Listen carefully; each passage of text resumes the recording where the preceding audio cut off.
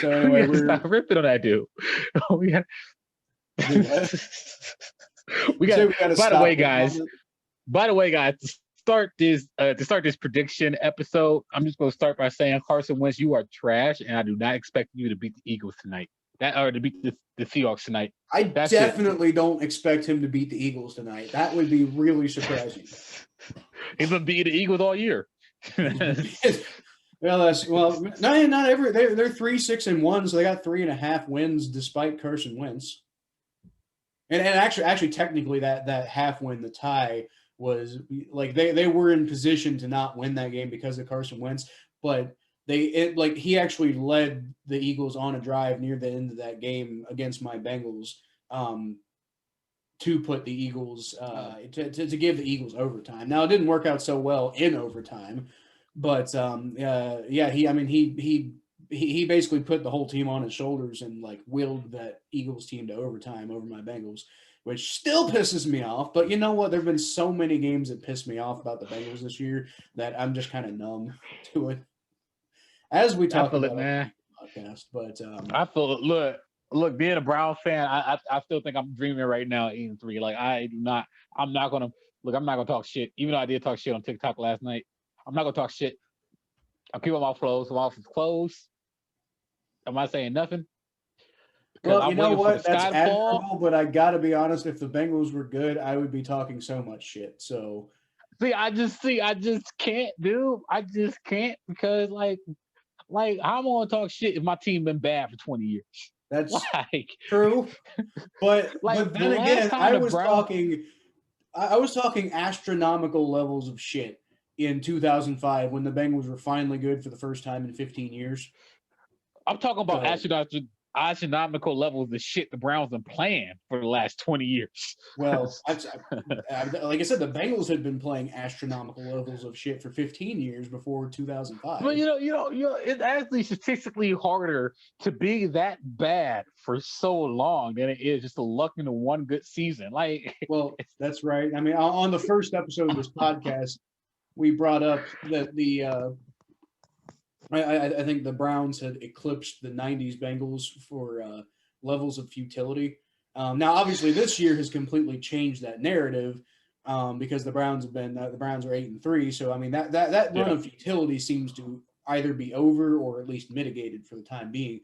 But either way, because of this 8-3 season, you can't say that the Browns have been consistently awful for an ultra long time, because now they're good this year. I don't know if they're going to be good next year. Although I don't know, in my opinion, Kevin Stefanski is a really good head coach, so I'd be kind of surprised if they weren't really good next year. But or at least pretty good. Like I think they're going to be a playoff team, like on a regular basis with Kevin Stefanski. It's like I think Kevin yeah, Stefanski is your Marvin Lewis. I really do. yeah. I think he's good. I think Like he brings a good like level-headed he's a approach to the phenomenal Browns that they desperately he's needed. a phenomenal coach. Keep in mind he's doing this on a pandemic year without an off season. This is his first season as a head coach. Hmm. He's doing a great job with the contract, with the contact tracing and everything, make sure that we don't have a Denver situation, which we're gonna get into. I hope we get into in a minute because I really have a lot to say about that. In fact, can we just start off by talking about the Denver game and the Saints game? Can we start off Well, with that game? we can, but I don't think we should really spend too long on that because the result that we expected happened. Yeah, Although but the parameters that we expected did not happen because the Broncos were yeah, literally exactly. starting a undrafted practice squad wide receiver at quarterback. What's So that? the reason why I think that we have to talk about this game is because it got to the point where we have to address the elephant in the room, and we have done a really great job on this podcast of tiptoeing around this subject. But I think it got to the point where we can't tiptoe around it anymore. COVID is an issue. Like we just can't tiptoe around it. When you Have have we a been tiptoeing receiver, around it? Last like couple episodes, and, we've been screaming that COVID's real.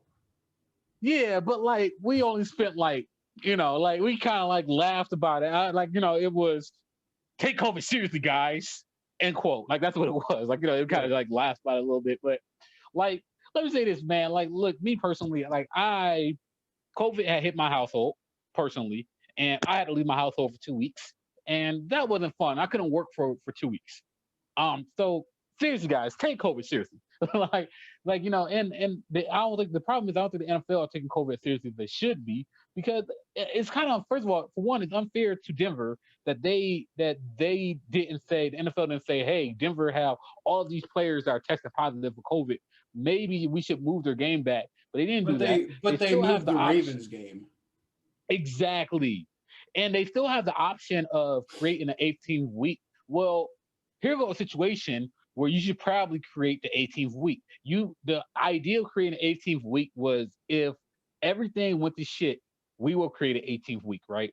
Well, everything went to shit, create the 18th week. This is your chance. This is literally the reason why you should create an 18th week. Because on top of this, on top of what's going on in Denver, you have situations where you have whole coach staffs that are missing games. You have situations with the 49ers where they have to literally uproot their whole team from San Francisco and move to either another county or another state or possibly even across the country. You have a situation in Baltimore where you have starting quarterbacks, the former MVP of the league, he can't play because of COVID. You have a possible defensive player of the year in Myles Garrett who can't play because of COVID. It's getting bad. It's getting bad, and the NFL is kind of getting careless with it, and it's kind of frustrating as a NFL fan and the Browns fan who finally have a team that's 8-3, and you're like, man, this COVID thing is getting really bad. Now, I don't think the season's going to get canceled. I think they're going to finish the season. The NFL going to find some way somehow to finish the season. College football is another story, but I don't really care about college football honestly. So I don't, But college football, I don't know if college football is going to finish. Like, let's be real. Well, I think we could we can't. very easily not finish. We got 5 weeks left, and we're already getting situations like we got with the Broncos. We already Yeah, got guys like Lamar Jackson missing games, and Ravens fans being pissed because of that. So you already got two fan bases who are livid because of what's going on with with bad competition standards because of COVID. yeah.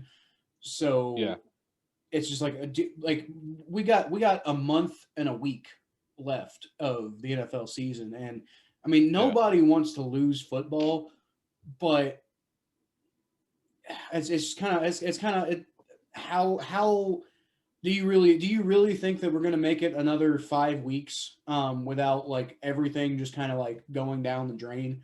It just Oh it no, doesn't I don't. seem it doesn't seem sustainable to me, and It just it's seems like like they something had got to the give. opportunity for something to be sustainable here, but the NFL just decided to go as lax as possible until they absolutely had to make a decision.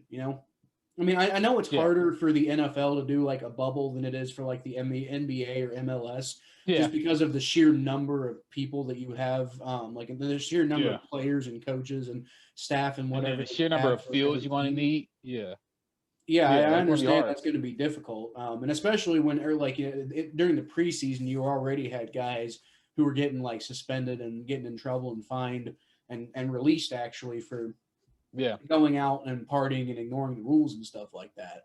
So I understand that a bubble may not have been the most feasible thing for the NFL, but you're telling me that these, six-figure income people, sometimes seven-figure income people who were working at the top of the NFL, like food chain, like those guys who spent their entire career doing stuff like this, couldn't figure something out to Couldn't figure out like anything. potentially, it couldn't figure anything out to potentially make this a safer experiment for the NFL to try to do. It seems irresponsible to me, and we very well might get a reduced season. And when you get a reduced season like this, it's kind of like the 1982 or 87, whichever one was like the strike shortened season. There's Hmm. always an asterisk next to whatever happens in that season because it wasn't. It's very honestly not seen as a fair season because you didn't get everything that you get with a normal season, and Yeah, it's just unfortunate because the team that wins the Super Bowl in 2020 should really be like lauded and applauded for like making it through this incredibly trying tough time, but what's really going to happen is they're going to get an asterisk next to their name when they win yeah, the Super Bowl. And like, yeah, it's like immediately, yeah, like the narrative like surrounding like the media is most likely going to be, oh, this is so cool. Look at what this team managed to accomplish in these trying times. But in 10 years, people are going to look back on this season. They're going to be like, oh, that was just a weird season. Yeah, yeah, and so frustrating. It's just so frustrating. Like this NFL year is so weird. Like I watched part of that Denver Saints game. I had to turn it off because obviously the Saints were going to win. We literally had an NFL game on national television where we had a tight end going against a receiver at quarterback. Yeah, that's what we had. Now that was a tight end versus Taysom Hill starting at quarterback was a conscious decision. That wasn't made. Yeah, that was made because like Sean Payton's legitimately trying to develop this guy into something. Whereas, what was the name of the Broncos like quarterback? He was an undrafted free agent. His name is Kendall Hinton. I believe I pronounced his last name correctly. He was an undrafted free agent. Yeah. And this guy, undrafted receiver. This guy, it seems like this guy was just, and I don't want to spend too long. We've already spent too long on this because we spent enough time on it. Both correctly predicted, but it seems, I don't know, like Kendall Hinton is getting like a bunch of accolades and praise for like like a valiant effort. Like even though he got like destroyed. It was still like the fact that he went out and did it. The fact that he even made one completion at the NFL level when he's never trained as an NFL type quarterback. And I mean, I don't know if this guy's like ever played quarterback, and I'm sure he's played quarterback at some level before. Otherwise, they wouldn't have picked him. I think he played in college. Right, but I mean, to expect literally anything out of him would have been ridiculous. And he went out there and he did it, and he even completed a pass that I believe it was like a 13-yard pass or something like that. So I mean, it's not. I mean, obviously this is like scraping the bottom of the barrel for compliments, but at the same time, you're scraping the bottom of the barrel for a quarterback. So I don't know. This guy wasn't preparing to be an NFL quarterback. This guy wasn't expecting to do anything of the like. So I'm sure he's upset that he didn't have a good game. But like if we're looking at this from like a reality standpoint, it's like he shouldn't be upset because like that'd be about like you going out there and trying to play quarterback. I'd say me, but I haven't really quite kept myself in shape since my sporting days. So I think anyway, I think you would probably be a better quarterback than I would right now. I certainly would be. More of this story. Take COVID seriously. Yeah, COVID. Story, take COVID. Now, I think the country in general is starting to trend a little bit more toward taking COVID seriously, just because of how bad things are and certain events that have happened. But still, it's just kind of like from my perspective, this is something that should really be pointed out to the NFL. Like, what the hell are we doing? And by the way, I think y'all gotta do better in this NFL. Yeah, I think so. I think I'm going to give this. I'm going to cut this part out of the prediction segment and give it its own video because I think this needs its own video, and I don't want it to get lost in the prediction segment. And also, I don't want the prediction segment to take a year and a half. Yeah, I agree. But I think just because this is something that I think needs said, and it hasn't been said enough. Honestly, we probably haven't been good enough about saying it. But I mean, that's partly that's why that's partly because my perspective is like we're podcast hosts talking about football. It's not really our place to stuff like this. But this has gotten to a point where this game does take on a football like perspective. Like, this is affecting football. So I think at this point it would be irresponsible of us to not try to say something about it. We can't ignore it at this point. We just can't. Like, it's just in our face to the point where it's just like, okay, well, all right, now we gotta talk about this. So anyway, I think that's enough for that rant. Let's go ahead and talk about these games. Now, obviously, we just talked about the Saints and Broncos game, but we didn't really from a predictions segment standpoint. We didn't really need to because we both predicted the Saints to win that game, and they did. So that for me, it's not really quite so interesting to talk about the games that we got right. It's more interesting to talk about the games that we got wrong, and then talk about our records. So from a record perspective. Thomas is slaying it so far this year. 54 and 23 on the season. That is really impressive. Like, I mean, Yeah, I I don't don't know how I know. did Like, it. I mean, I kind of got a bad start. I'm not doing so bad anymore. I'm 41 and 36 on the season, so I'm getting more right than ESPN I'm getting hired me. wrong.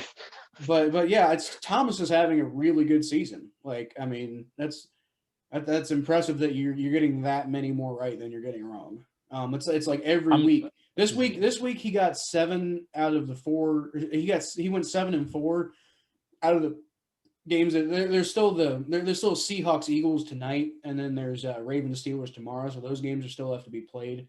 Um, Mhm. so technically, if you get both of those games wrong, you could be 7-6 this week, which looks a lot worse than 7-4. But it's just like every week, it seems like Thomas is getting only 4 games wrong, and that's part of why his record is as impressive as it is. Right now, I'm 5-6 on the week, um, but we got we got the Eagles and Seahawks tonight, and me and Thomas both picked the Seahawks to win that game, and because they should win that game. So if that game goes Yeah. as expected, I'll at least be breaking even so far. And then Baltimore Pittsburgh left to play will if both of those games go my way, then my record on the week would be 7-6, and Thomas's record on the week would be I think 8-5. So it looks a lot closer when you get that. But Yeah. let's talk about why. Um, so first of all, one of the games that we both kind of embarrassingly got wrong was the Dolphins and Jets. The Giant. Now, The Jets are just terrible, man. The yeah. Jets are gonna go 0-16 this year. The Now Jets are gonna this go 0-16 this year. this one, That's all I yeah, gotta say I about think that I one. think the Jets are destined for 0-16 this year. But which, by the way, can we talk real quick about Greg Williams? Okay, yeah. This is Fire going to him. be Greg Williams' second 0-16 in 4 years. Oh my god. Right, like, and this is the third 0-16 that's ever happened in NFL history, and Greg Williams has been part of 2 of them. This is why you don't pay players to hurt other players, because then the football gods punish you with multiple 0-16 season guys. I Greg can't believe there have been Williams. Browns fans who wanted to make him the head coach of the Browns. Well, I mean, we didn't do what? any Because better. We didn't do any better. He would have been a way better coach than Freddie Kitchens. But then Yeah, he again, would've been a better if coach. that had happened, you guys might not have gotten Kevin Stefanski. So it's just kind of like, yeah, Stefanski's I a way think better coach than yeah. Greg Williams would have been. I think they probably would have done better last year with Greg Williams as coach. Last They would've year, been better. sure, but it's just kind of like, again, do you get Kevin Stefanski this year? Because Yeah, I mean, Kevin think Stefanski, Greg yeah, like Williams ends up with a better record than Freddie Kitchens, but not that much better. And I think he you would had have a got lot fired less ever. dysfunction with the Browns. Yeah, So I think he would have got you fired. you don't get the guy fired after 1 year, and then you probably don't Yeah. get Kevin Stefanski. So it's just kind of like, Yeah, like how do you really? I don't know. but Yeah, anyway, to no, I get to agree. this game, like me and Thomas both. I think this is my fault because I kind of talked Thomas into it. But Yeah, you did. all year I've been saying that the Jets are going to win one game this year. Is going to be against the Dolphins, and I was starting to kind of rethink that until the last couple of weeks. The Dolphins have kind of looked vulnerable, and so I was like, you know what? If Tua plays now, in my defense, I said if Tua plays, this could be a win for the Jets. What happened is, Tua is still out with, I think, a thumb injury. And I'm starting to wonder what his future in Miami looks like, because he hasn't been playing super well, and he kind of got benched, and it kind of seems like they're maybe exaggerating his injury a little bit to keep Fitzpatrick in there. So it's like with the Houston Texans likely getting a high draft pick, it's just kind of like, what is Tua the future in Miami? I mean, like, that sounds crazy to say, but I saw a report somewhere that said back when it was looking like the Texans might get the number 1 draft pick, there was a report that came out that said because Miami has Houston's first pick, Miami was thinking, hey, if we're in position to draft Trevor Lawrence, maybe we should trade Tua away if we can see that he's not the guy and go get Trevor Lawrence. Now it's just kind of like how accurate was that report, but at the same time, Oh with how man, not so great Tua's been playing. Now here's the thing: if they're, that's like the I don't think, ultimate. That's like the ultimate. Kyler Murray, in Josh Jalen Rosen Ward, situation, right? Josh Rosen situation. Man, I do. I if you have a chance to get Trevor Lawrence, you gotta take it. At the same time, I don't know, man. I don't know if I want to give up Tua, man. I can't like he only played 3 games. Yeah, 3 games but that he played, yeah.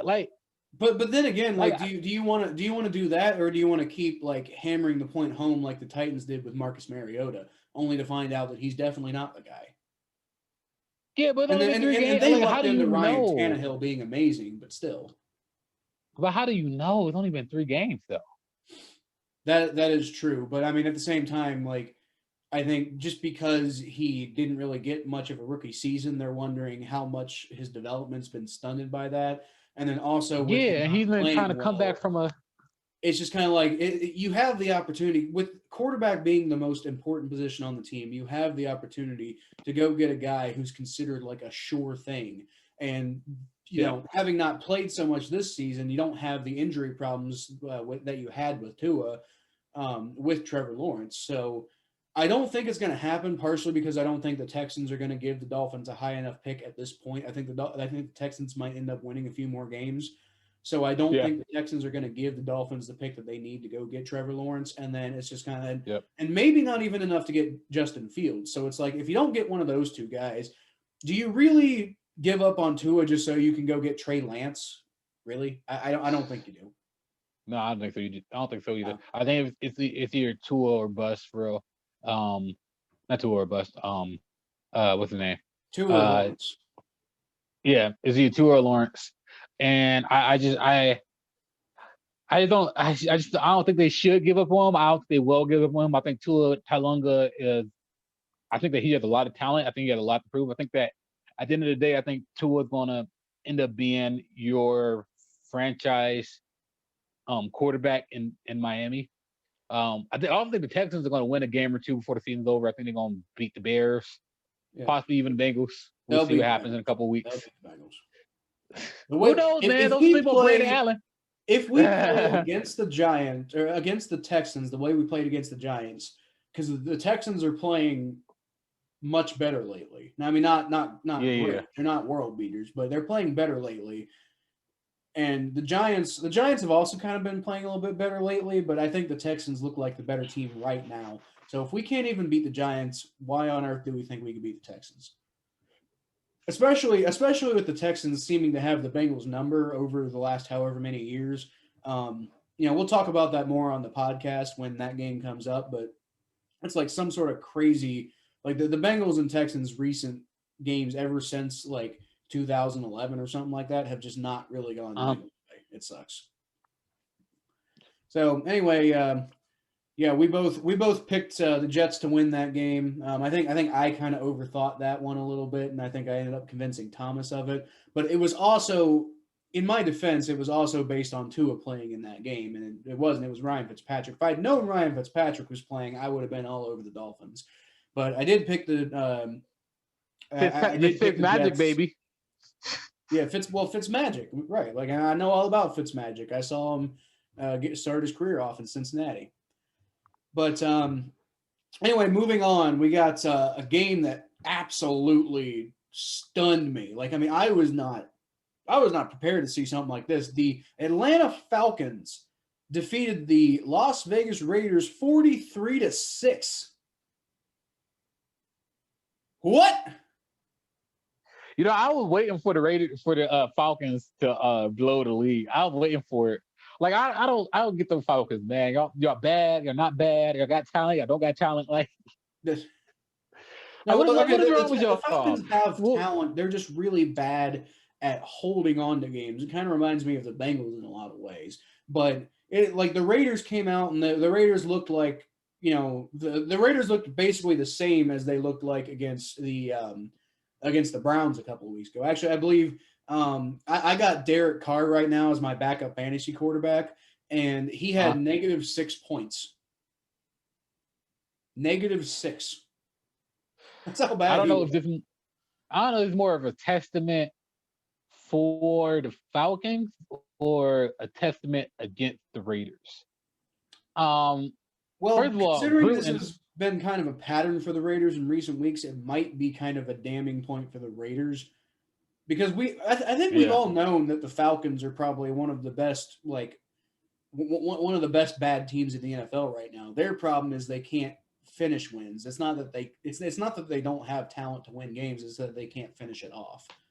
But the Well, Raiders, the Raiders, you telling me that you can take the Kansas City Chiefs down to the wire in one game and beat them in the other game, but you can't even make an impact against the Falcons? Come on. well, it goes back to when we make fun of good teams beating bad teams. Like when you're in the NFL, you can lose any given Sunday in the NFL. It's not about being a better team; it's about being a better team that day. And the Falcons were just better than the Raiders that day. Now we don't know what's going on in the Raiders locker room. I don't know what their COVID situation was. But the Raiders, man, they haven't. The last couple of weeks for the Raiders haven't really been that good. Who did they lose to the last couple of weeks? They lost to the Falcons, lost to the Chiefs, but that was expected. Yeah, I don't know. Browns. Yeah. Well, no, they beat us. They beat us. So, other way around. Never mind. yeah. So you're 6-3. You lose to your divisional opponent. Yeah, that was expected. The Chiefs are on another level. You're not gonna beat the Chiefs twice in 1 year. You're just not gonna do that. But to lose to the Falcons after losing to the Chiefs, you lose to the Chiefs. You should be motivated to win that game against the Falcons. You should have every motivation in the book to win that game. You got to rally your troops. If y'all lose to the Jets next week, your season's over. Your season's over.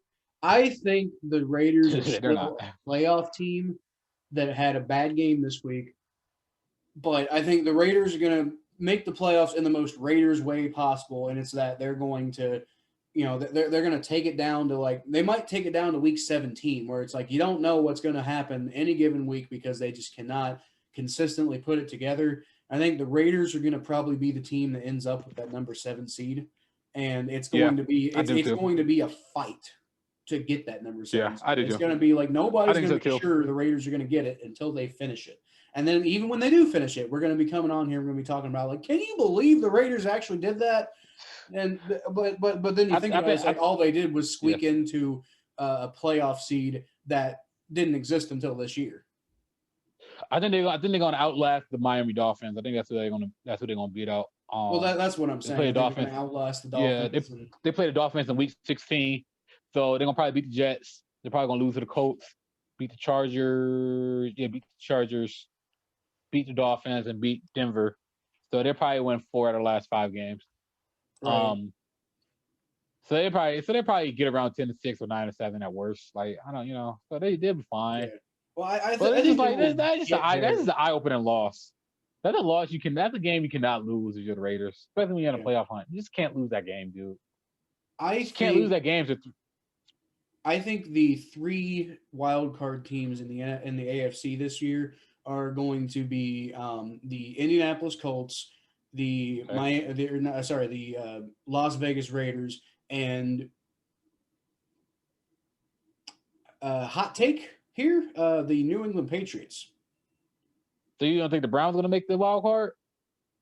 Oh yeah. Sorry, hold on. No, there's 4. Ignore me about the Patriots. Browns number 5.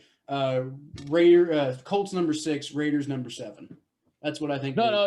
You're right. There's 4. There's 4 because there's 3 divisions, right?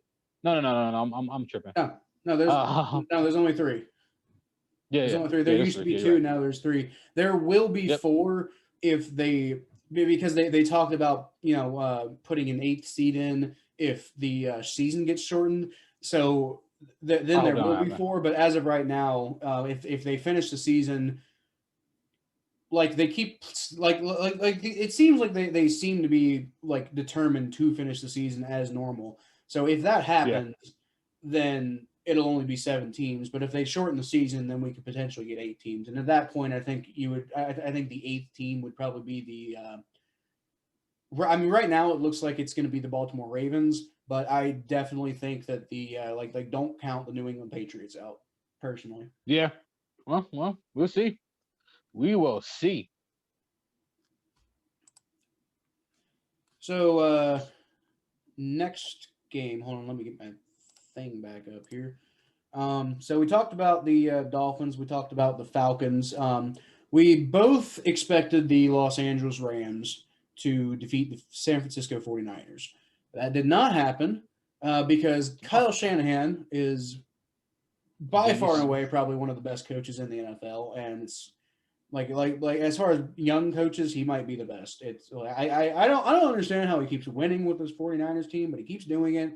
And for all the greatness of Sean McVay, his Rams team is really inconsistent this year. And Yeah. part of it has to do with Jared Goff. He couldn't hold on to the ball this week, and that's part of what allowed the 49ers to get ahead and stay ahead, quite frankly. Basically, this is one of those games where the Rams lost this game more so than the 49ers won this game. Now I mean, obviously you got to give credit to the 49ers for winning, but I don't really feel that there was any, except maybe Deebo Samuel. But outside of Deebo Samuel, I don't think there was any really great performer for the 49ers this week that really was like the defining factor of this guy is the reason why the 49ers deserve to win this game. And I mean, obviously they deserve to win because they did win, but I think this was more a case of the Rams losing this game than the 49ers winning this game. Yeah, I'm really trying to figure out who's the best team in the NFC. I guess I would say the Packers, maybe. I don't know. The NFC is so weird. The NFC is so weird. I think the Saints are the best team so random right now. Possibly, but I mean, well, I mean, they're the number one seed. Yeah. But the Packers, I don't know. It's just the Packers are just a typical NFC team as far as like a typical 2020 NFC team, which is that they look really great some weeks and they look not so great other weeks. So I would not agree with the Packers as being the best team, but you're right. You're right. The Saints are the only team that I've seen play consistently enough. Yeah, and they have the most impressive wins being out for the year. Yeah, and they have some of the most impressive wins. Yeah. We're gonna see how Taysom Hill does in playoffs. I mean, you still got Jameis Winston in your back pocket in case Taysom Hill is not working out. Mm-hmm. So we're gonna see.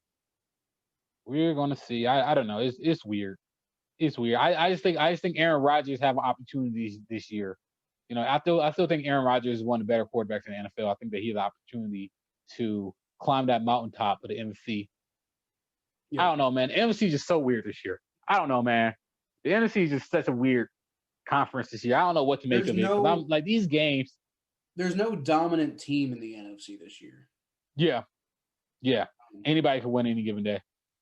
By the way, I'll edit this out. But how are you doing on time? By the way, because it's almost 10. I got approximately 28 minutes. I'm sorry, okay. 20 minutes. I got 20 minutes. We got 20 minutes. So we got like I think 4 games left to talk about. So we'll try to keep this faster going. So anyway, next on the schedule, those are all the games that we both got wrong. Now there were 2 games that I got wrong. And Thomas got right, which was the Titans-Colts game. I thought, for me, the reason I picked the Colts was because I thought the Colts looked like they were a team that were trending more in the right direction than the Titans. And, you got that Indianapolis Colts, one of the best defenses in the league. And I know the Titans got Derrick Henry, but I was thinking, the Colts got such a great defense, they can probably handle Derrick Henry. And nope. 27 carries for 178 yards and 3 touchdowns. I was actually worried that I was going to lose my fantasy matchup this week because Derrick Henry went so crazy. I wasn't expecting Tyreek Hill to go off and have one of the greatest fantasy performances of all time. That's part of the reason I ended up winning by a lot. But Derrick Henry scared me for a minute. And he scared the hell out of the Colts. He's scaring the hell out of me for next week too. He's scaring the hell out of me. Oh, yeah. I mean, it's going to be fun watching him and Nick Chubb go against each other next week. That's going to be fun. Well, the thing is, the Browns got 2 great running backs but neither of them are as great as Derrick Henry. So it's gonna be We're going to interesting. see. Yeah, I mean Um, that dude, he just does not go down. When he that man could literally put a whole team on his back. Like well, I don't know, he it's going to be does. interesting. We're gonna see what happens. We're gonna talk about that next episode. But as far as this game goes, like uh the head coach of the Titans have Mike what's his name, Mike Verdell, Mike Mike Vrabel. Verdell. Yeah, I'm sorry, Mike Vrabel. I don't really know a lot about him, but I can tell you this: last 2 years, he have had done a really great job of keeping the team focused. Every single time the Titans, people thought the Titans was going to lose, the Titans were able to pull a win out their ass. The Titans have they're just a competitive team that you just don't think that doesn't look that good on paper, but when you play them and you watch them play, they just demolish you. They'll just embarrass you. They embarrass a lot of teams over the years. And the Well, Colts are just added to that list. They embarrass the Ravens. They embarrass the Colts. They embarrass my Browns. They will embarrass you if you not take them like if you do not respect them just a little bit, they will embarrass you. This team is scary, man. This team could beat realistically almost anybody. Um, the Colts had to throw in Jacoby Brissett. Uh, I'm not sure what's up with that. What's up with Philip Rivers? Is he hurt or not? Like, what's up? What's I going on with Philip Rivers? I didn't even know he was potentially hurt. Let me check. I know Jacoby Brissett played. I'm trying to figure out what's going on with Philip Rivers. Philip He played. All right, Rivers. Jacoby Brissett played. He played a Let's couple of see. snaps. Okay, never mind. Philip Rivers finished the game. All right, I was just wondering because like I turned on the game and Jacoby Brissett was playing, and I was Yep. confused what's going on with that. And then Philip Rivers did finish the game. I'm sorry. Ignore that. Mhm. Ignore that. I guess Jacoby said just came in for a couple plays. So I don't know what happened with that. Maybe just like a injury. I don't watch the full game, but I did watch the end. I did watch that offside kick be returned for a touchdown. That was hilarious. This Titan team is good. This Titans team is really good, and they deserve respect. That's all I gotta say about this game. Yeah, This Titans the team is just good. Titans the Titans are one of those teams. They're kind of like when they're off, they're really off. But I mean, fuck, the Bengals beat them. Come on. Yeah, But then again, I don't know how y'all that did was that. like that was one of those signature Joe Burrow games that we really didn't get enough of this year. But you know that was Oh, one of those games where Joe Burrow really willed that team to an upset victory, and that's a big reason why. You know, if Joe Burrow had been doing that all year, we would have been a playoff team. So that's a big reason why, I mean, I'm sitting here saying, "Oh, they lost to the Bengals," but at the same time, that was a different incarnation of the Bengals than you've really seen most of the year. That was a different experience than you normally get out of the Bengals, just because Joe Burrow really went and turned into that person that we all were hoping to see so consistently, and that we still might see consistently because I know this injury looks bad, but if there's one person on the planet that I think you could expect to have the mentality to get through this rehab and come back just as good, if not better, it'd be Joe Burrow. yep, Um, yep. but All right. to answer your question from earlier, Mike Vrabel was he comes from that like Bill Belichick school, who like Bill Belichick hasn't had a whole lot of like assistant coaches or whatever come from come out and be like these great Good. coaches because they always try to do it the Bill Belichick way, but they're not Bill Belichick, so it doesn't work. But every once in a while, you'll get a guy like Brian Flores or Mike Vrabel who comes along and they do it their way, but just with some Bill Belichick influence. Now Yep. the main difference here is Vrabel was not a assistant coach with the Patriots. He was a linebacker, I believe. Is that right? Defensive end or line? No, yeah, linebacker. He was a linebacker for the Patriots during the Patriots uh, first trifecta dynasty that they had. He was part of that like really good New England Patriots defense that helped Tom Brady to his first three Super Bowl wins. I believe he was a pretty consistent Pro Bowler. No, he only made one Pro Bowl. So he had a really good 2007 season. But in general, he was one of those guys that you look at for the New England Patriots, and you're like, that's the reason why they're a dominant team early on in Tom Brady's career. Um, Yeah. and so I mean, like he's obviously a defensive mind, which is insane. Why the Titans don't have a good defense. But I think it just goes to show that with the Titans, it's more about mentality than it is about strategy. It's more about just Yeah. like getting the psychological edge over opponents, which is a big thing that the Bill Belichick school has really emphasized. Yeah. So, but anyway, that's what you're getting out of the Titans, I think, on a week to week basis. And but I mean, at the same time, if you replace Derrick Henry with an average running back, I don't think the Titans win that game. I think the Titans won this game because Derrick Henry turned into a superhuman. Other than that, I don't think. I think I would have been right about this game had it not been for Derrick Henry. But that's also kind of a ridiculous thing to say because you can't just not take account of Derrick Henry. So that was my point. But anyway, the other game that I got wrong and you got right was the Sunday night football game between the Green Bay Packers and the Chicago Bears.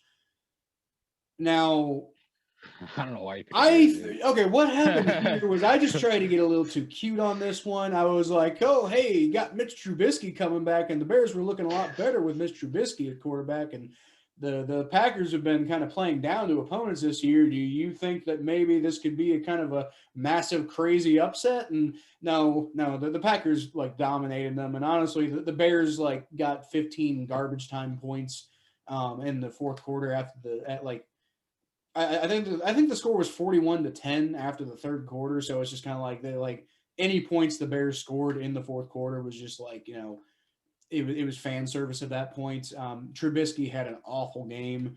The stat line looks a little better because the garbage time stats he got in the fourth quarter, but it was an awful performance by Trubisky. It was an awful performance by the Bears, and that vaunted Bears defense was a great performance by Aaron Rodgers. Do anything against Aaron Rodgers and the Packers. Robert Tonyan had a huge game. Like who? Robert Tonyan. The Packers I don't know. Like, is he? I don't even know if he's the starting tight end or not. But he's just this guy who nobody's ever heard of. Nobody ever talks about. But he had a big game just because the Bears defense had an off night. And as it goes with this Bears team, if the defense can't perform, then the whole team just doesn't do well. And like I said, I think I just tried to get a little too cute on this one, and I really should have picked I was originally going to pick the Packers, and then I talked myself into the Bears because I'm like, you know what? But no, that was dumb. Oh well. I would like to remind all the ladies and gentlemen of the audience that my father is a Bears fan, and the Bears are 6-6 now, and my Browns are 8-3. So take that, Dad. I'm sorry. I'm sorry. I just want to throw that shot at my father real quick. Yeah, my dad is a Bengals fan, so I can't really say take that, Dad, because anything bad that happens to his team is also happening to my team. So, they're 5-6 actually. They're not even 6-6. They're 5-6 now. Yeah, they started off the season 5-1. They just lost 5 in a row. This is what happens when you play. Like, I know people say defense wins championships, but this is an offensive league right now. And if you don't have an offense, I know a great defense is going to really help, like, do great things in games, and it's going to really help you limit other teams' offense. But at the same time, if you don't have an offense, you can't do anything in this league right now. You have to have an offense to be able to at least something, a running back or something. Right. I mean, they got David Montgomery and either Nick Foles or Mitch Trubisky. I got David Montgomery on my fantasy team, unfortunately. That's only because I needed another running back, and the problem was my thing auto draft because I got a little intoxicated. I forgot about my fantasy draft. It's not here or there. All I'm saying is I missed my fantasy draft, and I ended up with David Montgomery. And I tried trading him, but nobody would take him. And now I'm here. Yeah. But I still got a better record in fantasy than the Bears do. So take that, Chicago. I have missed many a fantasy draft just to straight up forgetting before. Luckily, I didn't do that this year. I'm doing pretty well in fantasy this year, but well, okay, not every league. The league that I care about because that's the one I've got money on. That I'm doing really well in that one. So that one's pretty good. But I also didn't miss my fantasy draft. I actually got made fun of because I stayed to the end of the fantasy draft, and I was picking up guys in the draft that I was probably just going to like release in a couple of weeks anyway. But you know what, guys? I know you thought that was like a rookie move or whatever, but guess who's about to take over first place? Who? You? Me. Me. Now, obviously, that's we still got to do the playoffs, but if results hold right now, I will be the number one seed in my league for the playoffs. So take that. Get all them wins, just get knocked out in the first round. Oh my god! We actually had a guy who was looking like he was going to finish the season undefeated, and when I gave him his first loss, he said something like that. He's like, you know what? I don't want the Patriots curse of losing in the playoffs just because I had such a great regular season, so I'll take it. And now I'm about to take over his place for the first seed. So good luck.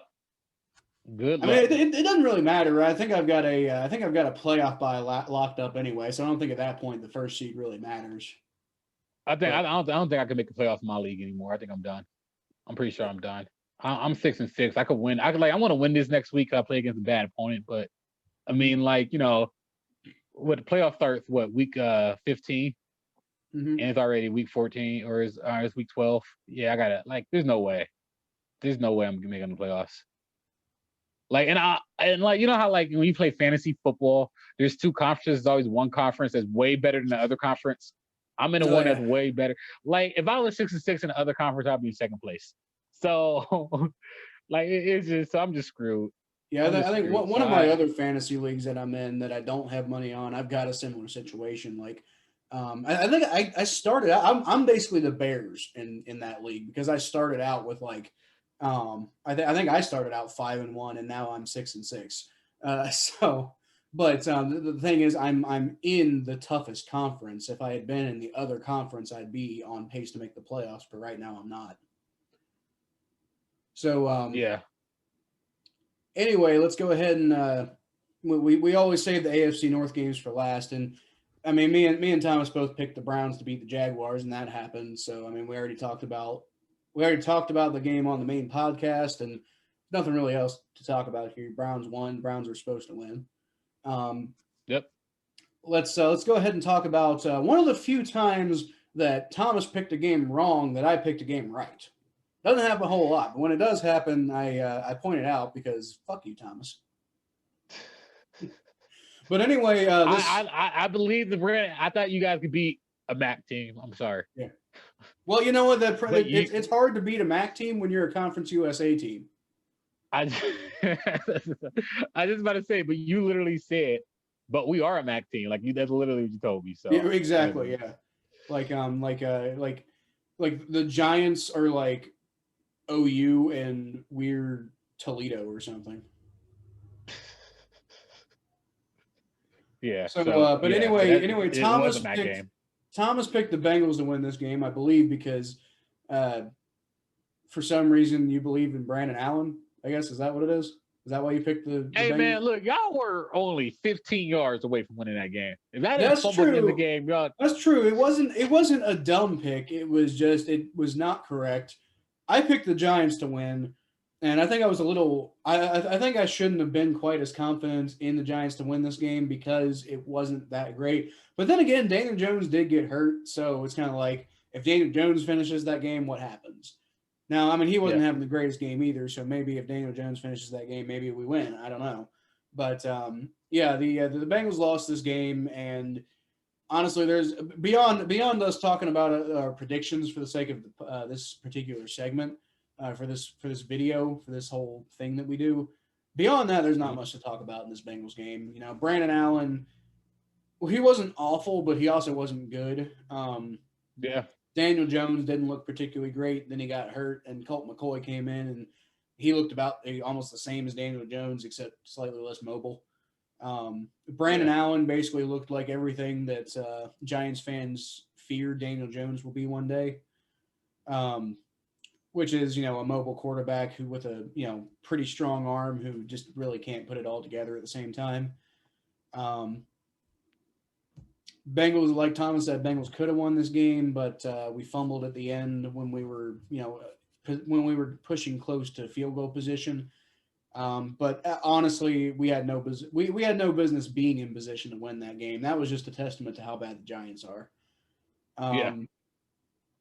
So, yeah. Like I said, after all that, Thomas is currently 7-4, and I'm 5-6.